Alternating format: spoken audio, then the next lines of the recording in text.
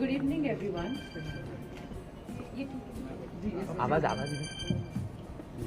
सबसे पहले मैं आप सबका स्वागत करती हूँ माननीय नितिन गडकरी जी का, और सब यहाँ पर आए जो भी हमारे मित्र हैं, जानने वाले और संघ से रिलेटेड और पार्टी से रिलेटेड, और हमारे दोस्त भी मुझे दिख रहे हैं कहीं यहाँ पे।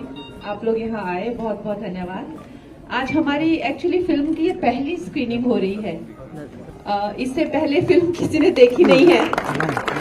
नितिन जी, मैं आपको बताती हूँ कि एक ऐसे हमारे मंत्री हैं या कह लीजिए दिग्गज हैं जिनको मिलके आपको ऐसा लगता है कि जैसे मान लीजिए अपने ही परिवार के सदस्य हैं। इतना अपनापन जो हमें नितिन जी के साथ महसूस होता है। मेरे कैंपेन के टाइम पे भी मैंने इनको फोन किया, मैंने कहा सर आपको यहाँ पे तो बहुत मुश्किल है, आपको आना पड़ेगा और मेरा साथ देना पड़ेगा, यहाँ पे मेरे लिए आप एक रैली कीजिए। और ये फटाफट पहुंचे वहां पे, एक नहीं दो इन्होंने मेरे लिए वहां पे रैलियां की। और अभी भी जब मुझ पे फिर से आया संकट तो मैंने कहा भाई अब आप मेरी ये भी नैया पार कराइए, मेरी यहाँ पे आप फिल्म देखिए।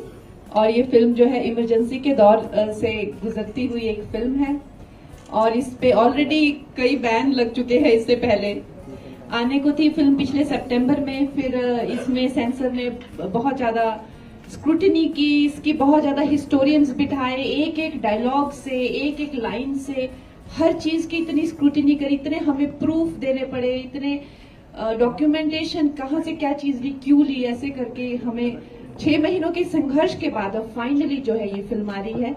तो मुझे यही आ कि सर मुझे टाइम दे, और एकदम से इन्होंने मुझे कहा चलो आपकी फिल्म देखते हैं। तो इसके लिए मैं सदा ऋणी रहूंगी सर, बहुत बहुत धन्यवाद। अवार्डी आदरणीय अनुपम खेर जी भी है। नमस्कार, धन्यवाद। आपके सवाल का सीधा जवाब बहुत अच्छा लग रहा है। नितिन जी को मिलकर हमेशा अच्छा लगता है। ये एक ऐसी पर्सनालिटी है कि ये हमेशा इतने प्यार से, इतने आदर भाव से और इतने दिल से मिलते हैं कि कंगना जी आपने बहुत अच्छा किया कि अपनी पहली स्क्रीन इनके सामने रखी है। ये जो यहाँ से इसकी लहर जाएगी, और नागपुर की ऑडियंस बहुत अच्छी है, समझदार भी है और प्रशंसा करने वाले भी है और साफ गोई वाली भी है। और हम खुशकिस्मत हैं कि हमारी पहली स्क्रीनिंग यहाँ से शुरू हो रही है, और इसके बाद जो यहाँ से 17 तारीख को हमारी फिल्म रिलीज होगी। हमें पूरी उम्मीद है, क्योंकि कंगना जी इसकी डायरेक्टर भी हैं और खुद ये मुख्य भूमिका भी इंदिरा जी की निभा रही हैं। आपको पसंद आए तो आप हमारे सबके एक खास किस्म से प्रचारक रहेंगे, और प्लीज दोस्तों को पूरे हिंदुस्तान में फैला दीजिए कि ये फिल्म आपको कैसी लगी। मुझे पूरी उम्मीद है कि आपको अच्छी लगी। धन्यवाद। बहुत बहुत धन्यवाद। आप भी हमारे साथ पहली बार देख रहे हो आज? फिल्म तो मैं पहली बार देख रहा हूँ, पर इमरजेंसी मैंने देखी है। मैं इमरजेंसी का ही प्रोडक्ट हूँ, और अगर देश में इमरजेंसी नहीं आती तो मैं राजनीति में नहीं, इतना उसका संबंध है। और इमरजेंसी में जिन लोगों ने बहुत संघर्ष में काम किया है, जैसे कुछ लोगों को भी आज हमने बुलाया है जो जेल के अंदर थे, बहुत से लोग चले गए।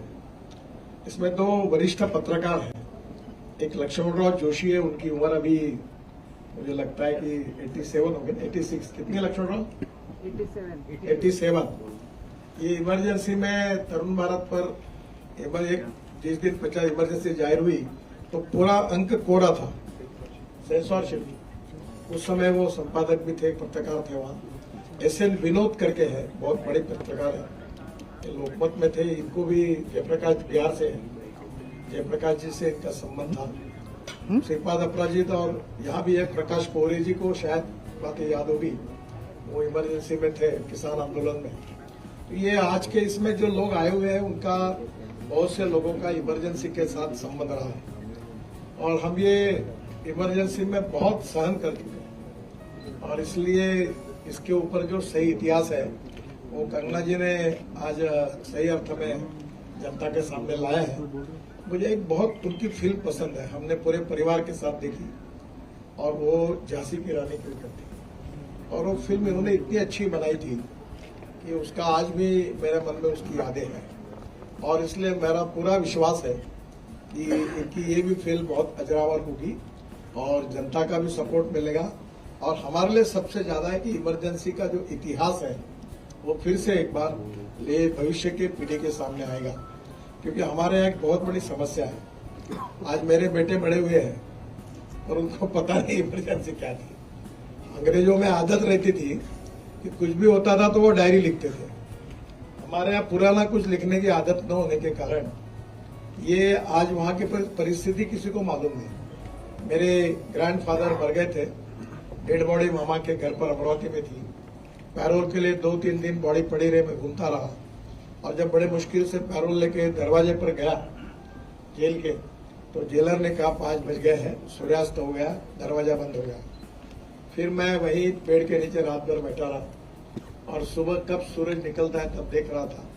जब सूरज निकल गया तो फिर गया, बोले और 5 मिनट रुको। उसके बाद दरवाजा खुला, फिर आधा पौन घंटे में मेरी मामा को बाहर लाकर फिर मैं उनको पुलिस बंदोबस्त में अमरावती लेके गया और फिर उनका अंत्य संस्कार हुआ। और अंत्य संस्कार करते समय भी डेड बॉडी के साथ पुलिस चल रहे थे। तो वो एक जो वहां उस समय की बातें बहुत लोगों ने सहन किया और बहुत ही मेरे साथ मुन्ना महाजन करके मेरे साथ युवा मोर्चा का कार्यकर्ता था, सब लोगों ने उस समय मार भी खाए पुलिस के। ऐसे तो हम लोग अनेक बार जेल में गए, 50 रुपए की जमानत भरने के लिए पैसे नहीं थे, इसलिए मैजिस्ट्रेट ने हमको जेल में भेज दिया। अनेक केसेस चलती थी, इमरजेंसी में काफी केसेस चली, पर वो संघर्ष करने में सामान्य व्यक्ति थे, महिलाएं थी और उन लोगों ने बेचारों ने उस समय घर परिवार छोड़कर संघर्ष किया था। तो हमारे लिए केवल ये एंटरटेनमेंट नहीं है, ये हमारी अस्मिता का सवाल है जो उसके साथ हम जुड़े हुए हैं।